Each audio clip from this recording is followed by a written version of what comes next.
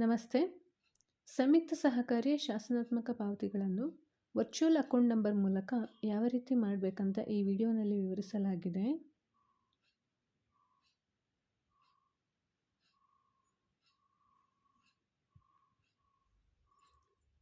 ಮೊದಲಿಗೆ ತಮ್ಮ ಬ್ಯಾಂಕಿನ ನೆಟ್ ಬ್ಯಾಂಕಿಂಗನ್ನು ಲಾಗಿನ್ ಮಾಡಬೇಕಾಗತ್ತೆ.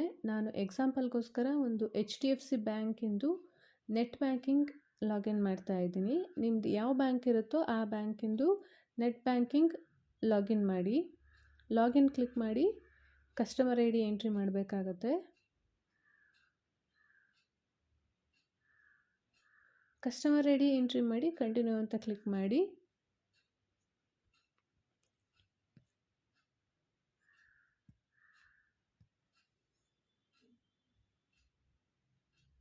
ಪಾಸ್ವರ್ಡನ್ನು ಎಂಟ್ರಿ ಮಾಡಿ.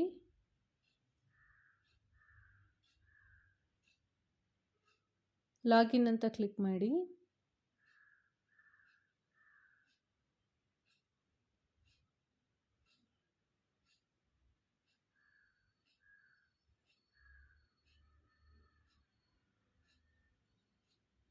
ನಿಮ್ಮ ರಿಜಿಸ್ಟರ್ಡ್ ಮೊಬೈಲ್ ನಂಬರ್ಗೆ ಒಂದು OTP ಬಂದಿರುತ್ತೆ. ಆ OTPನ ಎಂಟ್ರಿ ಮಾಡಬೇಕಾಗತ್ತೆ.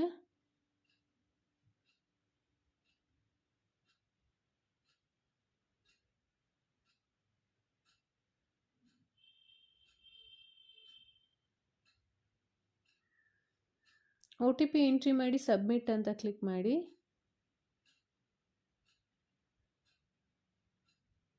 ನೆಟ್ ಬ್ಯಾಂಕಿಂಗ್ ಲಾಗಿನ್ ಆದಮೇಲೆ ಆ್ಯಡ್ ಪೇಯಿ ಅಂತ ಸೆಂಡ್ ಮನಿ ಹೆಡ್ಡಿಂಗ್ ಅಂಡರ್ ಇರುತ್ತೆ. HDFC ಬ್ಯಾಂಕಲ್ಲಿ send money under add Peyi ಅಂತ ಇದೆ. ನಿಮ್ಮದು ಯಾವ ಬ್ಯಾಂಕ್ ಇದೆಯೋ ಅದರಲ್ಲಿ ಆ್ಯಡ್ ಪೇಯಿ ಅನ್ನೋದು ಯಾವ ಹೆಡ್ಡಿಂಗ್ ಅಂಡರ್ ಬರುತ್ತೆ ಅಂತ ಸರ್ಚ್ ಮಾಡಿ ಆ್ಯಡ್ ಪೇಯಿಗೆ ಹೋಗಬೇಕು. ಆ್ಯಡ್ ಪೇಯಿಗೆ ಹೋಗಾದ್ಮೇಲೆ ಸಂಯುಕ್ತ ಸಹಕಾರಿದು ಆಕ್ಸಿಸ್ ಬ್ಯಾಂಕ್ ಆಗಿರೋದ್ರಿಂದ ನೀವಿಲ್ಲಿ ಅದರ್ ಬ್ಯಾಂಕ್ ಅಂತ ಸೆಲೆಕ್ಟ್ ಮಾಡಬೇಕಾಗತ್ತೆ. ನಿಮ್ಮದು ಕೂಡ ಆಕ್ಸಿಸ್ ಬ್ಯಾಂಕೇ ಆಗಿದ್ದರೆ ನೀವು ಆಕ್ಸಿಸ್ ಬ್ಯಾಂಕ್ ಅಂತ ಸೆಲೆಕ್ಟ್ ಮಾಡ್ಬೋದು. ನಂತರ ಪೇಯಿ ನಿಕ್ ನೇಮ್ನ ಎಂಟ್ರಿ ಮಾಡಬೇಕಾಗುತ್ತೆ. ಶಾರ್ಟ್ ಫಾರ್ಮಲ್ಲಿ KCSFCL ಅಂತ ಎಂಟ್ರಿ ಮಾಡಿ. ಟೈಪಲ್ಲಿ ಕರೆಂಟ್ ಅಂತ ಸೆಲೆಕ್ಟ್ ಮಾಡಿ. ಅಕೌಂಟ್ ನಂಬರ್ ಎಂಟ್ರಿ ಮಾಡಬೇಕಾದ್ರೆ KSSF ಇದು ಸಂಯುಕ್ತ ಸಹಕಾರಿಯ ಕಾರ್ಪೊರೇಟ್ ಕೋಡ್ ಆಗಿರುತ್ತೆ.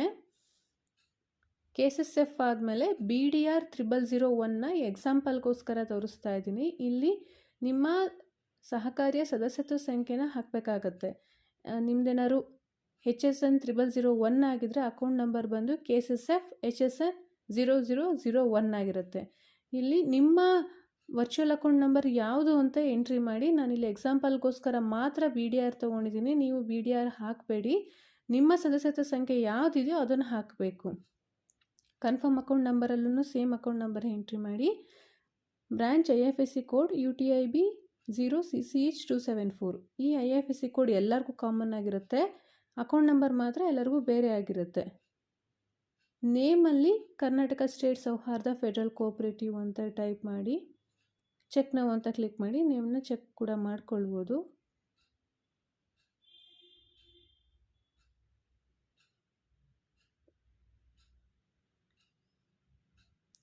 ನಂತರ ಪೇಯಿ ರಿಲೇಷನಲ್ಲಿ ಬಿಸ್ನೆಸ್ ಅಂತ ಕ್ಲಿಕ್ ಮಾಡಿ ಕಂಟಿನ್ಯೂ ಅಂತ ಕ್ಲಿಕ್ ಮಾಡಿ. ಇಲ್ಲಿ account number, name, IFSC code ಎಲ್ಲ ಚೆಕ್ ಇದೆಯಾ, ಎಲ್ಲ ಸರಿ ಇದೆಯಾ ಅಂಥೇಳಿ ಒಂದ್ಸತಿ ಚೆಕ್ ಮಾಡಿಕೊಂಡು ಚೆಕ್ ಬಾಕ್ಸ್ನ ಕ್ಲಿಕ್ ಮಾಡಿ.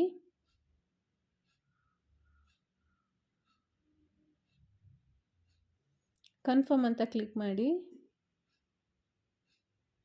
ನಿಮ್ಮ ರಿಜಿಸ್ಟರ್ಡ್ ಮೊಬೈಲ್ ನಂಬರ್ಗೆ ಒಂದು OTP ಬಂದಿರುತ್ತೆ. ಆ OTPನ ಎಂಟ್ರಿ ಮಾಡಿ.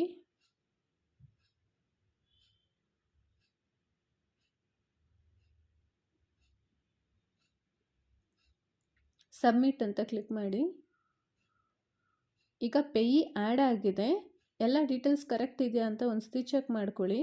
ಇಲ್ಲಿ ಒಂದು ನೋಟ್ ತೋರಿಸ್ತಾ ಇದೆ. ಸೊ ಈ ಹೊಸದಾಗಿ ಕ್ರಿಯೇಟ್ ಆಗಿರೋ ಪೇಯಿಗೆ 30 ಮಿನಿಟ್ಸ್ ಆದಮೇಲೆ ಅಷ್ಟೇ ನಾವು ಪೇ ಮಾಡಬೇಕಾಗತ್ತೆ. ಇವಾಗ ನಾನು ಲಾಗೌಟ್ ಮಾಡ್ತಾ ಇದ್ದೀನಿ. 30 ಮಿನಿಟ್ಸ್ ಆದಮೇಲೆ ಲಾಗಿನ್ ಮಾಡಿ ಯಾವ ರೀತಿ ಅಮೌಂಟ್ನ ಪೇ ಮಾಡಬೇಕಂತ ತೋರಿಸ್ತೀನಿ.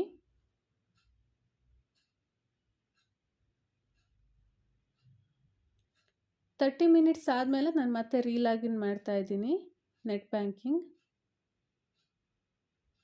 ಕಸ್ಟಮರ್ ಐ ಡಿ ಎಂಟ್ರಿ ಮಾಡಿ ನಾನು ರೀಲಾಗಿನ್ ಮಾಡ್ತಾ ಇದ್ದೀನಿ. 30 ನಿಮಿಷ ಆದಮೇಲೆ ಇಲ್ಲಿ ಮತ್ತೆ ಕೂಡ ಸೆಂಡ್ ಮನಿ ಅಂತ ಕ್ಲಿಕ್ ಮಾಡಿ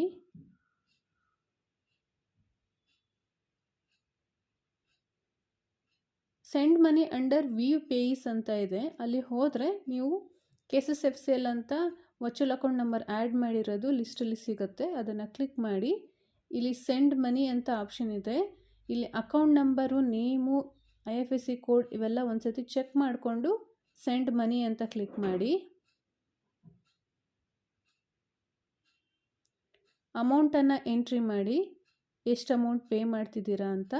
NEFTನ IMPS ಸೆಲೆಕ್ಟ್ ಮಾಡಿ ಆ್ಯಡ್ ನೋಟಲ್ಲಿ ಯಾವುದಕ್ಕೋಸ್ಕರ ಈ ಫೀಸ್ ಕಟ್ತಿದ್ದೀರಾ, AF, EF, ಯಾವ ಇಯರ್ದು, ಯಾವ ಪರ್ಪಸ್ಗೋಸ್ಕರ ಈ ಫೀಸ್ ಕಟ್ತಾ ಇದ್ದೀರಾ ಅಂತ ಆ್ಯಡ್ ನೋಟಲ್ಲಿ ಎಂಟ್ರಿ ಮಾಡಿ ಕಂಟಿನ್ಯೂ ಅಂತ ಕ್ಲಿಕ್ ಮಾಡಿ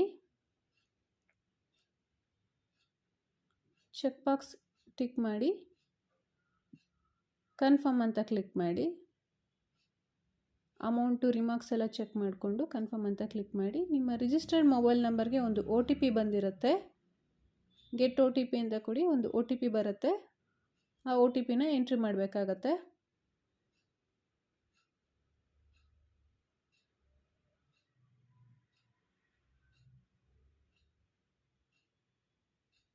OTP ಎಂಟ್ರಿ ಮಾಡಿ ಸಬ್ಮಿಟ್ ಅಂತ ಕ್ಲಿಕ್ ಮಾಡಿ.